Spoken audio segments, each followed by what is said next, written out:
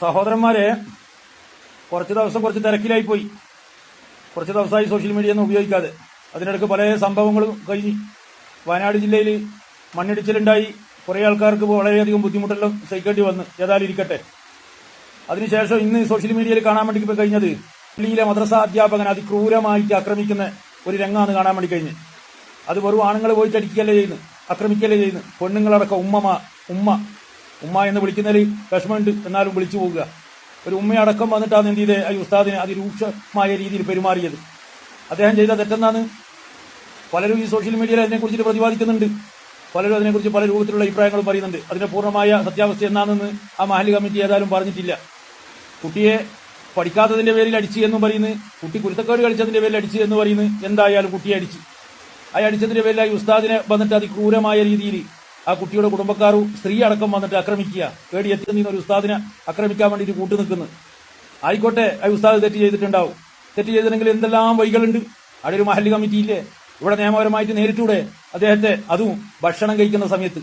ആ ഭക്ഷണം കഴിച്ചിട്ട് തീരട്ടെ, എന്നിട്ട് അദ്ദേഹത്തോട് ചോദ്യം ചെയ്യുക എന്ന് അവർക്ക് തോന്നിയില്ല. നിങ്ങളൊരു കാര്യം മനസ്സിലാക്കണോ, ആ ഉസ്താദിനും കുടുംബക്കാരും ആൾക്കാരും എല്ലാം ഉണ്ട്. നിങ്ങൾക്ക് മാത്രമല്ല കയ്യൂക്കുള്ളത് എന്നുള്ള കാര്യം നിങ്ങൾ ഓർമ്മിക്കുന്നത് നല്ലതാ. നിങ്ങൾ വിചാരിക്കും നിങ്ങൾക്ക് മാത്രമാണ് കയ്യൂക്കുള്ളത്, ആ ഉസ്താദിന് ആരും ഇല്ല, കുടുംബക്കാരൊന്നും ഇല്ല, അദ്ദേഹം ഒരു മഴ സമയത്ത് പൊട്ടി മുളച്ചതാണെന്ന് നിങ്ങൾക്ക് തോന്നിപ്പോയ. അങ്ങനെയൊന്നുമല്ല. അദ്ദേഹത്തിനും ആൾക്കാരും വേണ്ടപ്പെട്ടവരെല്ലാം ഉണ്ടാവും. അത് ചോദ്യം ചെയ്യാൻ, നിങ്ങൾ ചോദിച്ച അതേ രൂപത്തിൽ ചോദ്യം ചെയ്യാനുള്ള തന്റെ ഇടവും ചങ്കൂറ്റവുമുള്ള ചെറുപ്പക്കാർ അദ്ദേഹത്തിന്റെ കുടുംബത്തിലുണ്ടാവും. അത് ചെയ്യുന്നത് നല്ലതാണെന്നല്ല ഞാൻ പറയുന്നത്. പക്ഷേ ഇങ്ങനെയുള്ളവരോട് കൃത്യമായ രീതിയിൽ ഇങ്ങോട്ട് എങ്ങനെയാണോ പ്രതികരിച്ചത് അതേ രൂപത്തിൽ അവരുടെ ഒരു പുരക്ക് കയറിപ്പോയിട്ട് ഇതേപോലെ പ്രതികരിക്കണം എന്നുള്ള അഭിപ്രായക്കാരനാണ്. കാരണം വെച്ചാൽ അദ്ദേഹം ഒരു ഉസ്താദായതുകൊണ്ട്. അദ്ദേഹം മദ്രസയിൽ പഠിപ്പിക്കുന്ന ഒരു ഉസ്താദാണ്, കുട്ടികൾക്ക് ഇൽമ പഠിപ്പിച്ചു കൊടുക്കുന്ന ഉസ്താദാണ്. അദ്ദേഹത്തിന്റെ അടുത്ത് തെറ്റുപറ്റാം. അദ്ദേഹം എന്താ പറയുക, മലക്കൊന്നുമല്ലല്ലോ ഈ ഉസ്താദുമാർ. തെറ്റുപറ്റിയാൽ അതിന് നിയമ നടപടി സ്വീകരിക്കാനുള്ള നിയമമുണ്ട്, അതിന് കാര്യങ്ങൾ സംസാരിക്കാൻ മഹല്ല് കമ്മിറ്റി ഉണ്ട്. എന്നാൽ ഈ വിഷയത്തിൽ ഈ സമയം വരെ ആ മഹല്ല് കമ്മിറ്റി ഒന്നും പ്രതികരിച്ചതായിട്ട് ഞാൻ കണ്ടിട്ടില്ല. പ്രതികരിച്ചിനാന്ന് അറിയില്ലേ, ഞാൻ കുറച്ച് തിരക്കിലാണെന്ന് ഞാൻ മുമ്പ് പറഞ്ഞു. പ്രതികരിച്ചിട്ടുണ്ടെങ്കിൽ നല്ലത്. പ്രതികരിച്ചിട്ടില്ലെങ്കിൽ ആ മഹല്ല് കമ്മിറ്റി ഈ മൗനം വെടിഞ്ഞിട്ട് ഇതിനെ കുറിച്ചിട്ട് പ്രതികരിക്കണം, പൊതുസമൂഹത്തോട് പറയണം. കാരണം എന്നാ, ഈ പൊതുസമൂഹം ഇതിങ്ങനെ ചർച്ച ചെയ്തുകൊണ്ടേയിരിക്കുക, മണിക്കൂറുകളായിട്ട് പലരും ഇതിനെ കുറിച്ചിട്ട് പ്രതിപാദിച്ചുകൊണ്ടേയിരിക്കുക. അതിന്റെ സത്യാവസ്ഥ പറഞ്ഞ് ഈ ഉസ്താദ് സത്യം എന്തായാലും, നേരായാലും സത്യമായാലും കളവായാലും എന്തായാലും ആ ഉസ്താദിനെ അടിച്ചതിനെതിരെ മഹല്ല് കമ്മിറ്റി പോയിട്ട് നിയമ നടപടി സ്വീകരിക്കണം. ഇവിടെ കോടതിയും പോലീസും എല്ലാം ഉണ്ടല്ലോ. അത് മഹല്ല് കമ്മിറ്റിയാണ് ചെയ്യേണ്ടത്, ആ ഉസ്താദല്ല പോയിട്ട് ചെയ്യേണ്ടത്. കാരണം എന്നാ, നിങ്ങളെ പ്രതീക്ഷിച്ച് ഓരോ മഹല്ലിലുള്ള ഉസ്താദുമാർ ഓരോ മഹല്ലിലേക്ക് നിങ്ങളെ മക്കളെ പഠിപ്പിക്കാൻ വേണ്ടി വരുന്നത് നിങ്ങളെ പ്രതീക്ഷിച്ചിട്ടാണ്. നിങ്ങളിലാണ് അവരുടെ അഭയോ. നിങ്ങൾ വെറും ശമ്പളം കൊടുക്കുക എന്ന് പറയുന്നത് വെറുതെ ഒന്നല്ല അവർക്ക് ശമ്പളം കൊടുക്കുന്നത്.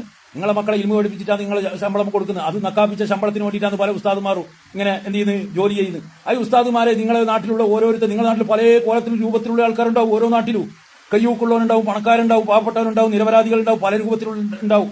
അതൊന്നും അവർക്ക് നോക്കേണ്ടതില്ല. അവർ പഠിപ്പിക്കുന്നത് അത് ചിലപ്പോൾ കുട്ടികൾ കുരുത്തക്കേട് കളിക്കുമ്പോൾ അടിച്ചെന്നെല്ലാം വരും, സ്വാഭാവികമാണ്. അതിലൊന്നും പറഞ്ഞ കാര്യമില്ല.